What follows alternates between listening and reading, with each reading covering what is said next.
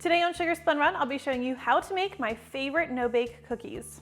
Hey Sugar Spun Bakers, Sam here, and today I am so excited to be sharing another carefully tested, well-researched, and perfected recipe. This recipe has been in my family for a long time. I've made my own tweaks over the years and originally shared this post probably over 5 years ago on the blog, and I was just shocked to realize I hadn't yet made a video for it. So here we are today. Now today's recipe is made entirely on the stovetop. It's kind of like an oatmeal cookie slash candy hybrid. If you haven't had these before, you're absolutely going to love them. So let's go ahead and get started. Now I have a medium-sized saucepan here, and to this I am going to add 1/2 cup or 1 stick of salted butter. And because I want this to melt nice and evenly, I'm just going to cut it into about tablespoon-ish sized pieces.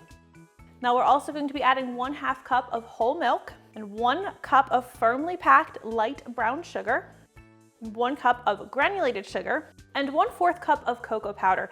I am using and prefer to use natural unsweetened cocoa powder, but Dutch processed cocoa would work in a pinch. Just going to have a more intense flavor. Now turn your stovetop heat to medium-low, and we're just going to stir everything together, and you want to stir pretty frequently until the butter is completely melted and all of your ingredients are nice and smooth and nicely combined.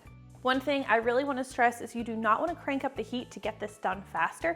You want to do this nice and fairly slowly so that the sugars have time to melt and the butter has time to melt completely. Otherwise, your cookies are not going to set up properly. Now, while this is slowly melting, I like to make sure I have my other ingredients ready because I'm going to need those pretty quickly once I do remove this pot from the stovetop. Now here I have measured out 2/3 cup of creamy peanut butter, and you're also going to need 3 cups of instant oats and 1.5 teaspoons of vanilla extract.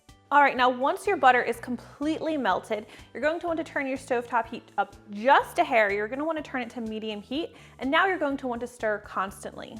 Now we're just going to keep stirring constantly until this begins to boil. Now once we have a full boil, we're going to continue to stir, don't stop stirring, but you're also going to want to set a timer. I just use my phone and I set a 1-minute timer, or I guess I'm using my stopwatch, and I'm going to stir while this is boiling for 1 minute.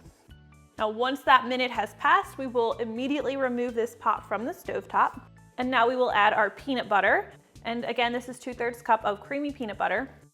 And we're also going to add our vanilla extract, and we're just going to stir these in until that peanut butter is completely melted and combined. And once our peanut butter is completely combined, we'll go ahead and add our oats. Stir these in until everything is completely incorporated.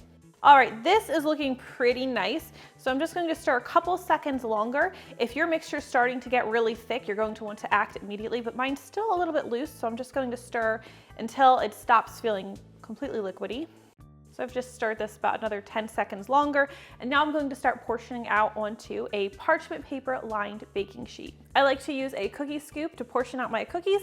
I like to make them about 1.5 tablespoons to 2 tablespoons in size, and I'm just gonna scoop them and drop them on the prepared baking sheet. I think I said parchment paper. This is obviously wax paper lined. Now, if you go to portion out your cookies and they just kind of melt out and just spread into a complete puddle, I would keep stirring for a little bit longer before you continue to portion them. Now, usually this sets up pretty quickly for me, so my biggest concern is usually moving as quickly as possible. And now all that you have to do is let these sit until they are nice and set and no longer hot. They should be easy to pick up, and then you can go ahead and enjoy them. And that is how you make these easy no-bake cookies. They're a family favorite, an old-fashioned favorite.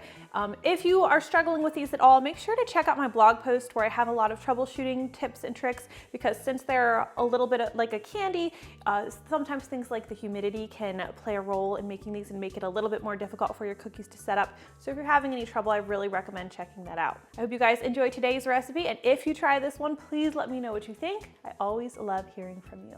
Thank you guys so much for watching, and I'll see you next time. I love these.